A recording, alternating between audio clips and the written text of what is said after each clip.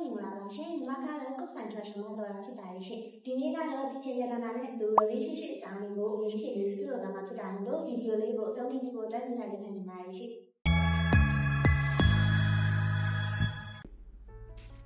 မင်္ဂလာပါဒီရှင်ရှင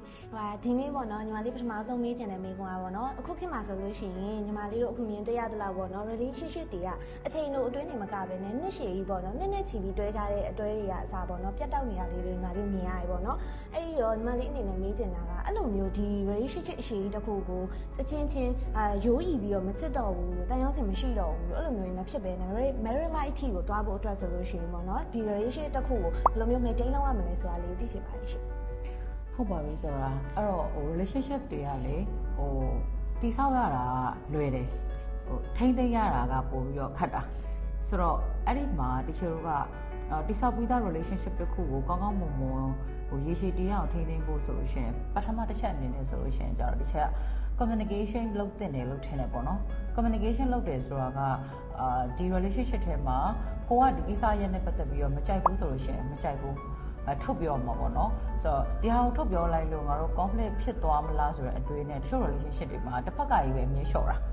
ထုတ်မပြောပေါ့နော်ကိုကြီးပဲတစ်ချမ်းပဲအမြင်သိခံတာဆိုတော့တစ်ဖကအမြင်သိခံပြီးတော့တစ်ဖက်ကအမြင်တယ်မဲ့ကိုယ်စန္ဒတွေကိုပဲအမြင်ထုတ်ပြောနေပြီးတော့ဆိုတော့ကြာတော့အဲ့ relationship က balance မဖြစ်နေပဲနဲ့တစ်ဖက်ကအနိုင်ယူသလိုမျိုးဖြစ်လာရရှိရဲ့အဲ့တော့ relationship တွေမှာဆိုလို့ရှိရင်ဒီချက်ကတော့ကိုမကြိုက်ကြအောင်ပြောပြပြီးတော့ညှိနှိုင်းတာခါပို့ပြီးတော့ effective ဖြစ်တယ်လို့ထင်တယ်ပေါ့နော်ဒါကပထမတစ်ချက်ဒုတိယတစ်ချက်အနေနဲ့ဆိုလို့ရှိရင် relationship မှာတယောက်နဲ့တယောက်ကဒီယုံကြည်မှုအရင်ရေးပါတယ်ဆိုတော့ဒီဘက်ခေတ်မှာကွယ်channel တွေကအမျိုးမျိုးရှိတဲ့အခါမှာတချို့ဆိုရှင်စပြီးတော့ relationship ဖြစ်ပြီးဆိုတာနဲ့ password တွေတောင်းနေသိရမလားရှိသမျှ password တွေအကုန်ပေးထားရတာပေါ့နော်အဲ့ခါကျတော့သူကနောက်တစ်ခုရှိသေးတာအဲ့ password တွေယူထားတဲ့အပြင်မှာကြိုက်တဲ့အချိန်ဝင်ပြီးတော့စစ်တယ်ဝင်ပြီးတော့ကြည့်တယ်ဘယ်သူနဲ့ဘာတွေပြောထားလဲပြီးတော့အဲ့ပြောထားတဲ့အကြောင်းအရာမှလည်းဝင်ပြီးတော့ပတ်သက်မှုတွေလုပ်တယ်ဆိုတော့ဒီဟာတွေကတကယ်တယောက်နဲ့တယောက်သာ trust ဖြစ်ထားမယ်ဆိုလို့ရှိရင်ဒီလောက်ကြီးထိမလိုအပ်ဘူးပေါ့နော်ဆိုတော့အဲ့လိုမျိုးဒီတယောက်နဲ့တယောက်မှာpersonal boundaries တွေမထားဘဲနဲ့ဒီယုံကြည်မှုအပြည့်အဝမပေးထားဘူးဆိုတော့ relationship ကြီးရဲ့ကြာခံမှာမဟုတ်ဘူးတတိယတစ်ချက်အနေနဲ့ဆိုလို့ရှိရင် respect ပေါ့ relationship မှာတယောက်နဲ့တယောက်လေးစားမှုရှိဖို့လိုတယ်အဲ့ဒီ respect ကကြတော့ဒီချက်ကုနာအပေါ်မှာပြောထားသလိုမျိုးတယောက်နဲ့တယောက်က trust တေချာတိဆောက်ထားလို့ရှိရင် relationship မှာ respect အပြန်အလှန်ပေးနိုင်တယ်အဲ့တော့ဒီ mutual respect လို့ခေါ်တဲ့အပြန်အလှန်လေးစားမှုရှိတဲ့ relationship တွေကပို့ပြီးတော့ smooth ဖြစ်တယ်အဲ့လိုမျိုးတော့ဒီချက်ကသုံးသပ်တယ်ပေါ့နော်ဆိုတော့နောက် number 4အချက်အနေနဲ့ဆိုလို့ရှိရင် relationship မှာဒီ balance ဖြစ်နေဖို့ပေါ့ relationship ကြီးတစ်ခုကောင်းမွန်အဆင်ပြေနေဖို့ကိုနှစ်ဖက်စလုံးက effort ထုတ်ဖို့လိုတယ်အဲ့လိုမဟုတ်ဘဲနဲ့တစ်ဖက်ကပဲအဆင်ပြေအောင်အမြဲတမ်းလိုက်ညှိနေရတယ်ဆိုလို့ရှိရင်ကြာလဲလူချိန်ကြလို့ရှိရင်တစ်ဖက်သားကလည်း relationship ကြီးပြေလည်အောင်ထိမ့်သိနေရတဲ့လူကငါပဲလားငါပဲဒါကြီးကိုပြေလည်အောင်အမြဲစူးစမ်းနေရတယ်ငါဘက်ကပဲအမြဲတမ်းလိုက်ညှိနေရတယ်အလျှော့ပေးနေရဆက်သဖြင့်ဖြစ်လာတယ်ဆိုလို့ရှိရင် relationship က balance ဖြစ်လာပြီ emotion တွေကလည်း unbalance တွေဖြစ်လာပြီအဆင်မပြေတော့ဘူးအဲ့ဒါကြောင့်မလို့တချို့ relationship တစ်ခုအဆင်ပြေအောင်လို့ထိမ့်သိနေဆိုလို့ရှိရင်လည်းနှစ်ယောက်စလုံးက effort ထုတ်ဖို့လိုတယ်ဆိုတော့ခုနတစ်ချက်အပေါ်ဆုံးမှာပြောထားသလိုပေါ့နော် communication တွေလုပ်ပြီးတဲ့အခါကျလို့ရှိရင်ငါတော့မကြိုက်ဘူးငါတော့အဆင်ပြေဘူးနေတော့ပြင်ဖို့လိုတယ်လို့ပြောတဲ့အချိန်မှာတစ်ဖက်ကလည်းဟုတ်တယ်သူဒါတော့မကြိုက်ဘူးငါဒါတော့မှားသွားတယ်ဆိုတဲ့ဟာမျိုးနဲ့ကိုယ့်ဘက်ကလည်းပြင်ဆင်ပေးဖို့လိုတာမျိုးပေါ့နော်ဆိုတော့တစ်ချက်ပြောချင်တာကတော့ relationship တွေမှာရေရှည်တည်မြဲခြင်းနဲ့ဆိုလို့ရှိရင်နှစ်ဖက်စလုံး effort ထုတ်ပြီးတော့ဒီ relationship ကြီးတည်တံ့အောင်နောက်ပြီးတော့ဒီ smooth relationship ဖြစ်အောင်စူးစမ်းဖို့နှစ်ယောက်စလုံးကတောင်းရှိတယ်။နောက်ဆုံးတစ်ချက်အနေနဲ့ကကြတော့ group together ဖြစ်ရမယ်။ relationship တစ်ခုကို pick up လုပ်ထားပြီးတော့ဒီအချိန်အတွင်းမှာနှစ်ယောက်စလုံးကဒီ relationship ကြီးတည်ဆောက်လိုက်တဲ့အချိန်မှာနေစပြီးတော့နှစ်ယောက်စလုံးရဲ့ဒီ personal development တွေ professional development တွေမဖြစ်လာဘဲနဲ့နှစ်ယောက်စလုံးရဲ့ဒီ personal life တွေ career life တွေ decrease ဖြစ်လာပြီဆိုတော့မဟုတ်သေးဘူး။ဆိုလိုတာကအတူတူ group ဖြစ်ဖို့ဆိုလို့ရှိရင်ဒီ relationship ကလူနှစ်ယောက်တည်သူတို့နှစ်ယောက်ထားတဲ့ values တွေတူဖို့လိုတယ်သူတို့နှစ်ယောက်ကideal version တူဖို့လိုတယ်သူတို့နှစ်ယောက်က perception တွေတူဖို့လိုတယ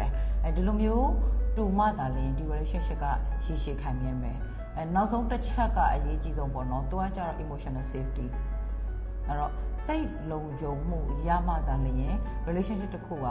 ရှည်ရှည်တည်မြဲနိုင်မယ်လို့တချို့တော့ထင်တယ် ဟုတ်ကဲ့ဒီချက်ရှင်အဲ့ဒါဆိုလို့ရှိရင်ပေါ့နော်ညီမလေးအခုမေးချင်တာကဒုတိယမိကွန်းအနေနဲ့ညီမလေးတို့ဒီပေါ့နော်ကိုယ့်အတွက်ပါတနာတယောက်ရွေးချယ်တော့မယ်ဆိုလို့ရှိရင်ညီမလေးတို့အနေနဲ့ပေါ့နော်ဒီလူကဘယ်လိုသတ်မှတ်ချက်တွေရှိရမယ်ဘယ်လိုစံနှုန်းစံထားတွေရှိရမယ်ဆိုပြီးတော့ဘယ်သူမှတော့သတ်မှတ်ပြီးတော့ရွေးရမျိုးမဟုတ်ဘူးသတ်မှတ်ချက်ထားမယ်ဆိုလို့ရှိရင်လည်းဒါကအချက်မဟုတ်ဘူးပေါ့နော်ဒါပေမဲ့လည်းညီမလေးတို့အနေနဲ့ပေါ့နော်ဒီ healthy relationship တစ်ခုဖြစ်ဖို့အတွက်ဆိုလို့ရှိရင်ကိုယ့်ရဲ့ပါတနာကိုဘယ်လိုအချက်လေးတွေရှိတာကောင်းတယ်ဘယ်လိုအချက်လေးတွေရှိတဲ့တယ်ဆိုပြီးတော့ကြည့်ပြီးတော့ရွေးချယ်တင်လိုက်ပေါ့နော်ဟုတ်ဟိုချစ်ရုံတစ်ခုတည်းနဲ့ဒါရွေးချယ်မယ်ဆိုလို့ရှိရင်ညီမလေးတို့အနေနဲ့အဆင်မပြေဘူးပေါ့နော်ဟုတ်ပါတယ်တော်တာအဲ့ဒါမှန်ပါတယ်ဟိုချစ်နေုံနဲ့ကမပြီးဘူးလေနော်ပြီးတဲ့ခါကျတော့ရှိသေးရဲ့ဟို physical appearance ပေါ့လေနော်ဟိုကို partner ရုပ်ကလေးချောရုံလောက်နဲ့ကလည်းတကယ်တမ်းဟို wallet တွေပေါ်ဖြစ်ရွေးတဲ့အခါမျိုးကြရင်တော့အရင်စမပြေဘူးနောက်တစ်ခါကျရင်တို့မျိုးသမီးရရှိသေးရဲ့စကားလုံးတွေပေါ်မှာသဘောကျတာပေါ့နော်သူက voice ပဲပါတယ်ကွယ် action မပါလာဘူးတကယ်တမ်းကျတော့ဟို life long သွားဖို့အတွက်အထည်ရည်ရွယ်တယ် partner အဖြစ်ကိုဘေးနားမှာထားဖို့အထည်ရည်ရွယ်တယ်ဆိုလို့ရှိရင်တော့တစ်ချက်အနေနဲ့ကတော့ပထမဆုံးအချက်အနေနဲ့က emotional maturity ပေါ့နော်ဆိုတော့ကို partner ဖြစ်လာမဲ့သူကအစစ်ပန်းဆိုင်ရာဘယ်လောက်ထိရှင်းချက်မှုရှိမရှိအဲ့အချက်ကလေးကိုအရင်ဆုံးကြည့်ဖို့လိုတယ်အဲ့ဒါတော့ဘယ်လိုကြည့်မလဲဆိုဥပမာဖြင့်သူဒီကိစ္စရက်တွေမှာဘယ်လိုပုံစံနဲ့ကိုင်တွယ်ဖြည့်ရှင်းလဲစဉ်းစားဆုံးဖြတ်လဲကိုယ့်ပေါ်မှာရောသူ့အနေနဲ့ကသဘောထားဘယ်လောက်ထိပြေဝပြီးတော့ကိုယ့်ရောဘယ်လောက်ထိနားလည်မှုတွေပေးလဲစသဖြင့်အဲ့ဒီအချက်ကလေးတွေကအရေးကြီးရပေါ့နော်နောက်ဒုတိယတစ်ချက်အနေနဲ့က values အဲ့တော့ values ကလည်းဒီလိုပဲပေါ့နော်အဲ့တော့ဟိုကိုယ်တိုင်ကဥပမာကိုချင်းတရားတွေမေတ္တာတရားတွေသစ္စာတရားတွေကိုယ့်ရဲ့အလုပ်အကိုင်ကိုယ့်ရဲ့မိသားစုကိုတန်ဖိုးထားတဲ့သူဖြစ်တယ်ဒါဆိုရင်ကိုယ့်ရဲ့ partner ဖြစ်လာမယ့်သူကလည်းဒီလိုမျိုးကိုထားတဲ့ values တွေလိုမျိုးသူ့မှာအဲ့ဒီ values တွေရှိရလားပေါ့ကိုယ်တိုင်ကတော့သစ္စာတွေမေတ္တာတွေတန်ဖိုးထားတဲ့သူပဲမဲ့ကိုရည်စားရှိလောက်ရတာကိုမသိမသာနဲ့သဘောကျနေလို့ဖြစ်ပြီးတော့ကိုယ်ချီတင်းလာလုပ်နေပြီဆိုလို့ရှိရင်ရောကိုယ်တိုင်းကိုသိခံနိုင်မှာလားပေါ့နော်ဆိုတော့ဒါတွေကိုတချို့တွေးဖို့လိုတယ်ဒါကြောင့်မလို့ကိုထားတဲ့ values နဲ့တူထားတဲ့ value တနည်းအားဖြင့်စံချိန်စံညွှန်းတွေပေါ့နော်ဒါတွေကလည်းတူဖို့လိုတယ်လို့ရှင်းရထင်တယ်တတိယတစ်ချက်အနေနဲ့ကျတော့ respect ကကြတော့လေတစ်ချက်ရှေ့ရတစ်ခုမှပြောခဲ့ဘူးလေပေါ့နော်ဆိုတော့ relationship တစ်ခုမှဆိုလို့ရှိရင်အပြန်အလှန်အားဖြင့် respect ရှိဖို့လိုတယ်ဆိုတော့ကဘာလဲဆိုတော့ကိုထားတဲ့ကိုယ့်ရဲ့ personal boundaries တွေအဲ့ဒီအရာတွေကိုသူလေးစားဖို့လိုတယ်ပေါ့အဲ့တော့ partner ဖြစ်သွားတော့ညာလည်းပဲဟိုရှေ့မှာဒီချက်ခုနပြောခဲ့လို့ပေါ့နော်သူနဲ့ကိုယ်နဲ့မှာစီးတွေကြော်ပြီးတော့သူကကိုယ်ဆက်ဆံခွင့်ရှိမနေဘူးကိုထားတဲ့ boundary ကိစ္စကတော့ဒီချက်ဟိုရှေ့ဗီဒီယိုမှာပြောမှုပါတယ်အဲ့တော့ physical boundary emotional boundary စတယ်သူကဟိုလေးစားတော့အားဖြင့်လည်းသူလက်ခံတင်တယ်ပေါ့နော်အဲ့ respect လို့ပြောတဲ့အခါမှာလည်းကိုယ့်ရဲ့ personal boundaries တွေပေါ်မှာသူကဘယ်လောက်ထိတန်ဖိုးထားလေးစားပြီးတော့လက်ခံပေးမှုရှိလဲဆိုတာကိုကြည့်ဖို့ဟိုတို့တွေကကြည့်ဖို့လိုတာပေါ့နော်နောက်တစ်ချက်အနေနဲ့ကကြတော့ဘလောက်အထိကိုယ့်ပေါ်မှာ consistency ရှိရှိဆက်ဆံလဲပေါ့ဟိုဆိုလိုတာကြတော့ဟိုအဖြစ်များခင်တော့တစ်မျိုးဆက်ဆံတယ်အဖြစ်ရပြီးခါစားလောက်ထိလည်းမစိုးသေးဘူးပေါ့ကွယ်6လလောက်ထိကာလလောက်မှာတော့ဒီတိုင်းလေးပဲတည်ရမလားဟိုချစ်စာခင်စာဆိုတော့အရန်ကိုချစ်ပြယူဆက်ပြကျင်နာပြအချိန်ကြာလာတာနဲ့အမျှဒီຢာတွေကမှေးပိန်လာတယ်ဆိုလို့ရှိရင်တော့ဒါကလည်းမဖြစ်သေးဘူးဒါကြောင့်မို့လို့တစ်ချက်ခုနအစထဲမှာပြောခဲ့လို့ပေါ့နော် action တော့ကြည့်ရမှာပေါ့အဲ့တော့သူ့ရဲ့ action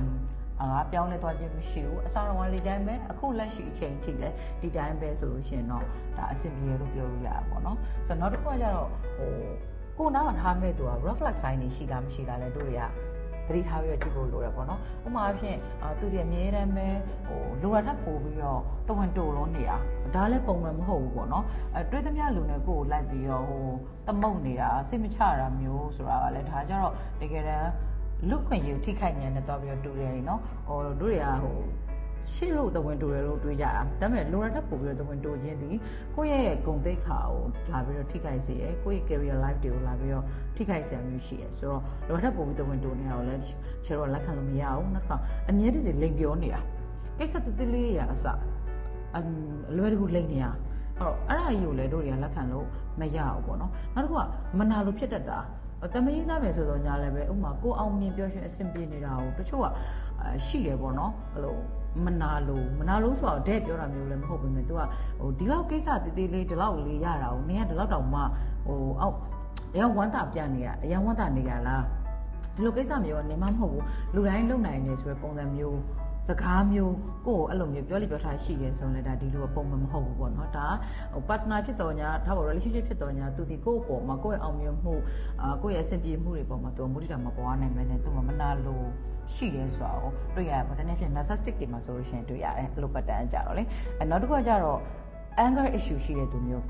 အားကြဖို့ကောင်းတယ်သူကတော့ဟို physical abuse လိုဟာမျိုးပေါ့နော်ဒီ relationship ဘဝမှာလောက်ကလေးကဟိုက